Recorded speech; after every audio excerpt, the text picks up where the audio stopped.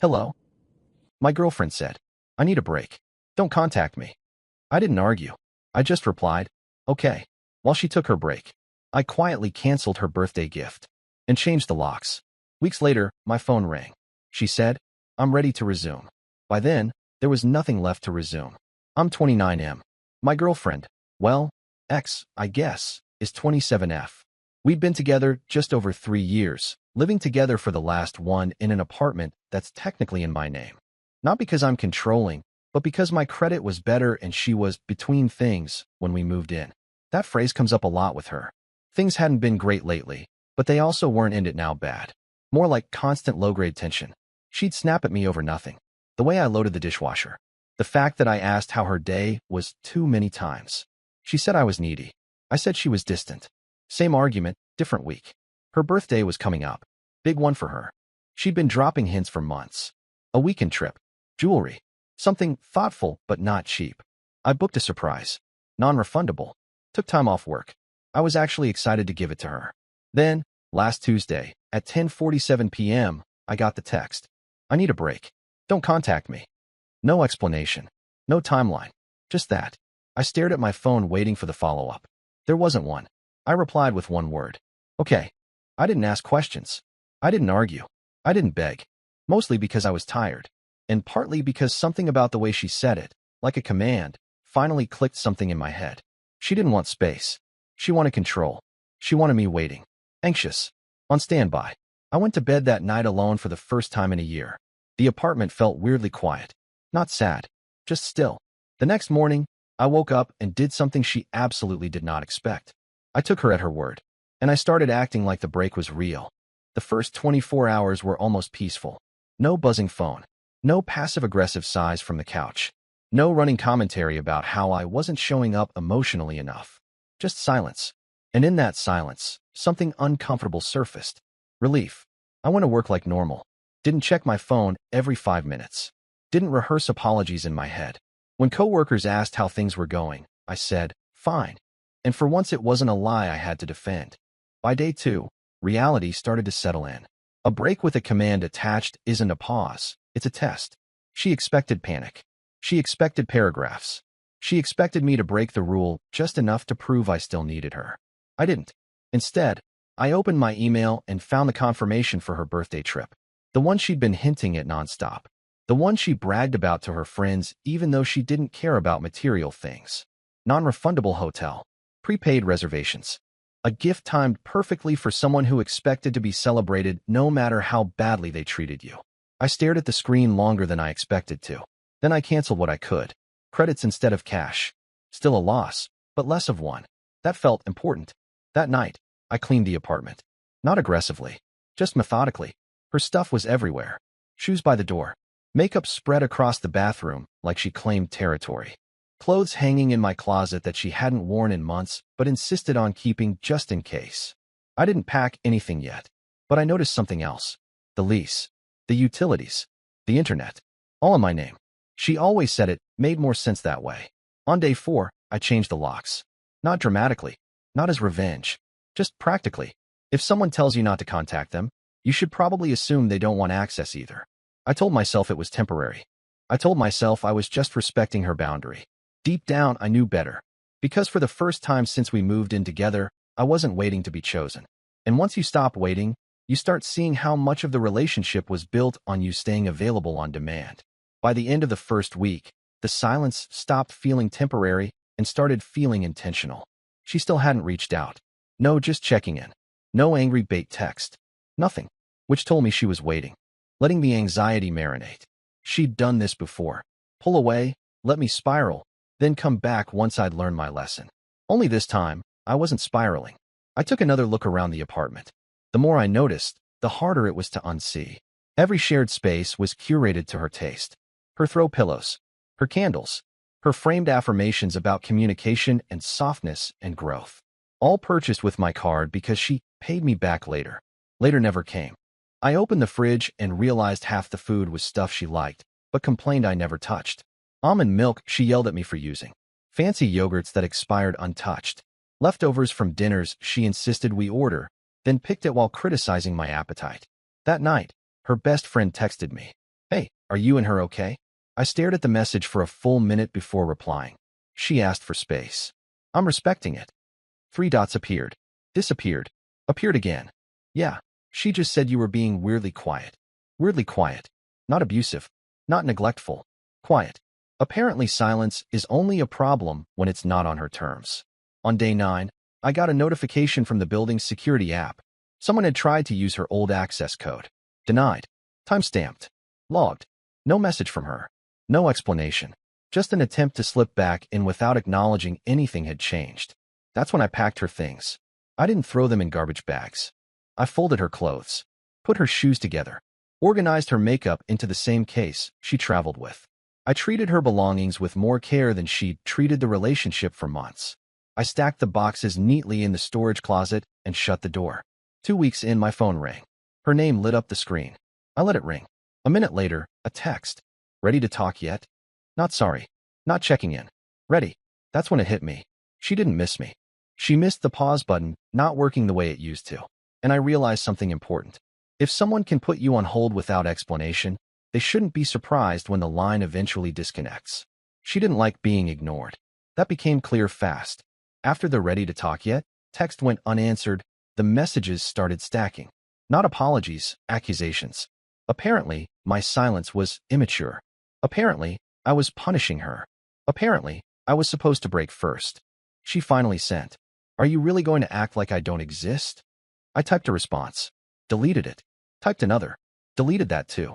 She told me not to contact her. I was still honoring that. 3 days later, she showed up. No warning. No heads up. Just her knocking on the door like nothing had changed. Like this was all some extended timeout she could end whenever she felt ready. I didn't open it. I watched through the peephole as she checked her phone, frowned, knocked again, harder this time. Then she tried the handle. Locked. She stepped back, confused, pulled out her phone and called me. I let it ring. Her text came seconds later. "What the hell did you do?" I finally replied. One sentence. "You asked for a break." That set her off. She accused me of being dramatic, of misunderstanding. Said the break was supposed to be emotional, not logistical. That I was being petty over semantics. Semantics. She stood in the hallway typing paragraphs while neighbors passed by pretending not to look. She said I was overreacting. That she just needed space to clear her head. That I was making things worse by escalating. I asked her, calmly, through the door, how long was the break supposed to last? Silence. Then, that's not the point. Of course it wasn't. She wanted the option to come and go. To reset the board whenever things stopped going her way. She wanted me frozen in place, exactly where she left me. I told her I'd pack the rest of her things, and she could pick them up later. She laughed. Actually laughed. "You're not serious." I was. Because the moment someone treats your presence like something they can toggle on and off, the healthiest thing you can do is stop being available on demand. And for the first time since that text, I could feel it clearly. There was already nothing left to pause. She didn't come back that night. Or the next. Instead, she went silent again. But this time it wasn't strategic calm. It was scrambling silence. The kind where someone realizes the ground they stepped off of didn't freeze in place waiting for them. On day 18 of the break, her birthday arrived. Normally, that day was a production. Countdown stories. Early morning fishing for validation. Complaints if the attention wasn't loud enough. This year, there was nothing. No posts. No hints. No passive-aggressive memes about being forgotten. I woke up early out of habit and remembered the gift. The trip. The one I'd planned for months. The one I'd already canceled. I didn't feel guilty. I felt done. Around noon, her sister texted me. "Hey, did you and her break up?" I replied honestly. She asked for a break and told me not to contact her. I respected that. There was a long pause before the response. Oh, that single word carried more weight than any argument we'd had in the last year. That evening, I got a call. Not from her. From her mom. She was polite but strained. Asked if I knew why her daughter was so upset today. Mentioned it was her birthday. Suggested maybe I could reach out and be the bigger person. I said I hoped she had a good birthday. I did not reach out. That night, my phone finally lit up with her name. This is cruel. No hello. No context. I replied with the same energy she'd given me weeks earlier. You asked for no contact. She sent a voice memo next. Angry. Shaky. She said I was heartless. That normal couples don't just disappear. That I was punishing her for needing space. That she never meant this. I listened once. Then deleted it. Because here's the thing she still didn't understand.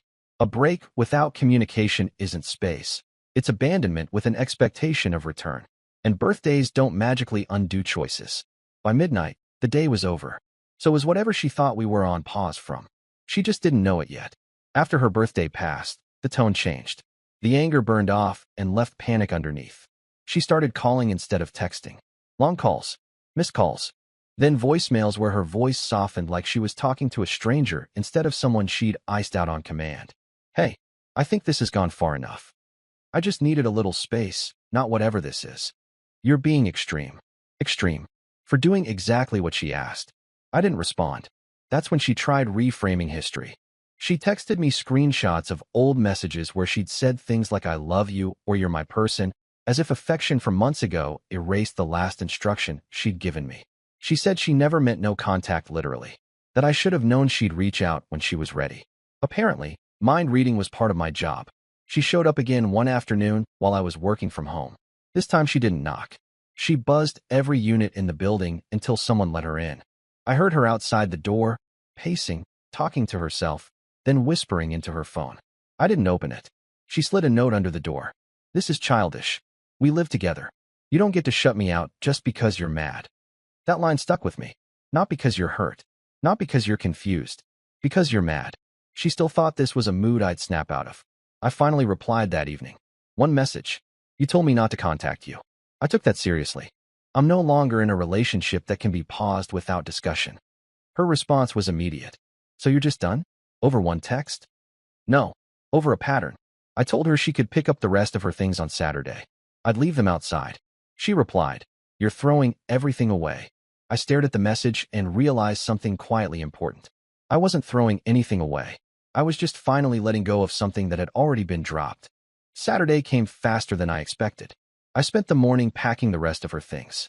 What she hadn't already grabbed in a rush, what she'd assumed would still be waiting whenever she felt ready to come back. Jackets she might need later. Books she never read but liked how they looked on shelves. Random chargers. Half-used bottles of everything. I lined the boxes up neatly by the door like this was a routine move out, not the quiet end of a 3-year relationship. At noon, she texted, I'm on my way. Please don't make this weird. That line almost made me laugh. She arrived 10 minutes early. She always did that, showing up before agreed times, like rules were suggestions meant for other people. I watched from the window as she took in the boxes, her posture stiffening as reality finally organized itself in front of her. She knocked once. Softer this time. I opened the door. She looked tired. Not sad, irritated tired. The kind of exhaustion that comes from plans not going the way you rehearse them in your head. So this is it? She asked, gesturing at the boxes. This is your stuff? I said. Yes. She crossed her arms.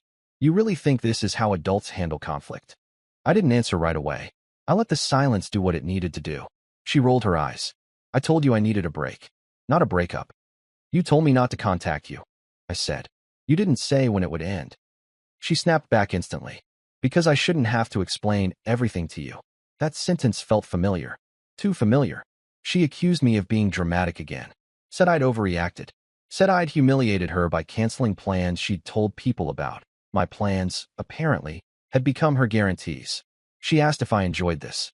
If I felt powerful. I told her no. I told her I felt done. That's when her voice changed. Softer. Almost reasonable. She said maybe we'd both messed up. Maybe we could reset. Maybe she'd overestimated how much space she needed.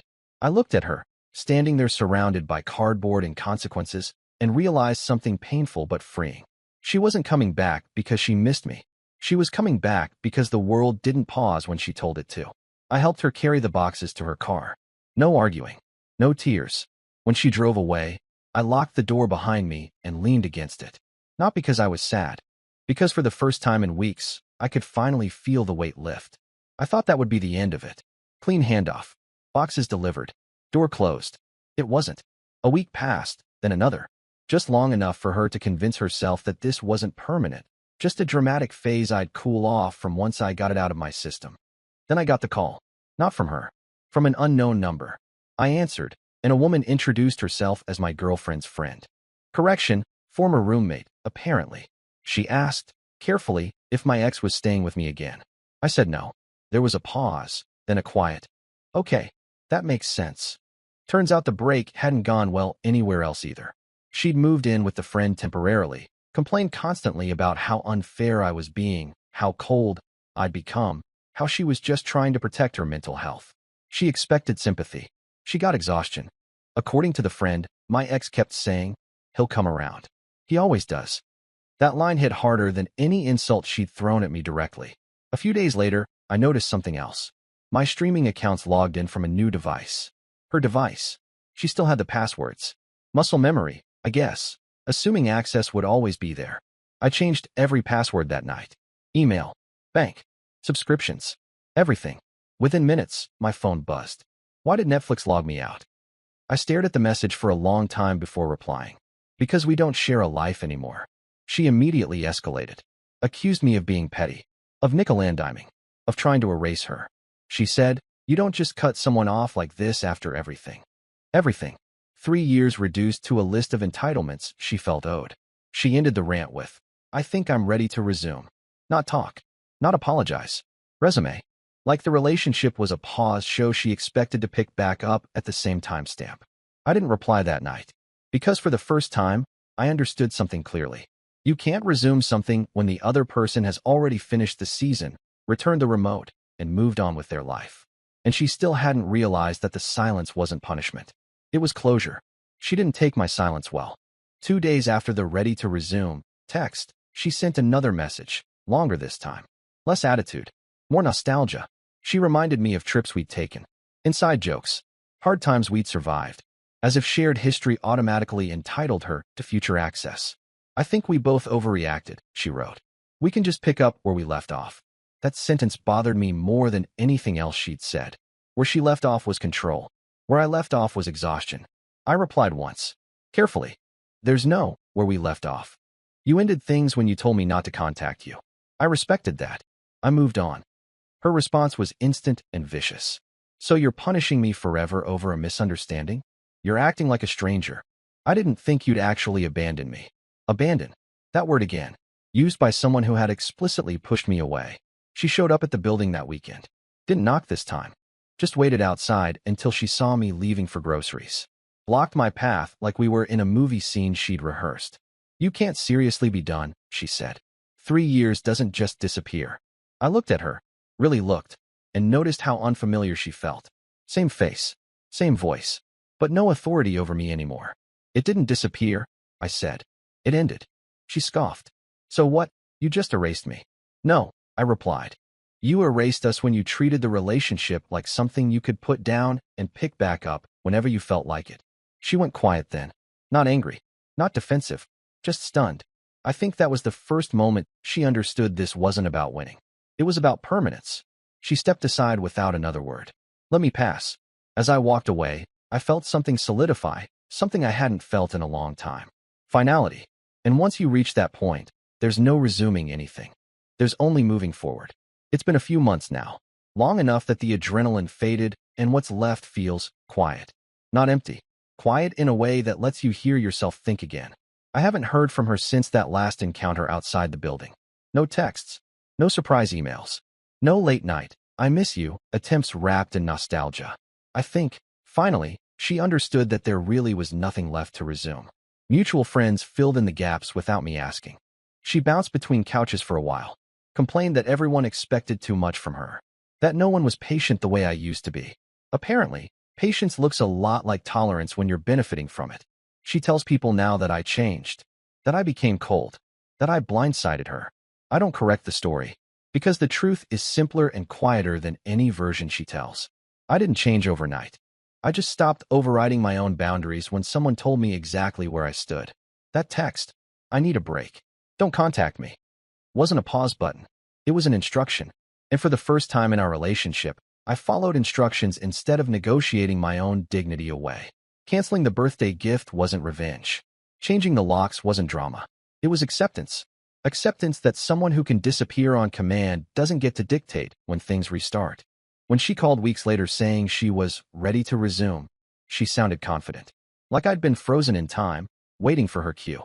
But life doesn't pause just because one person walks away expecting the door to stay open.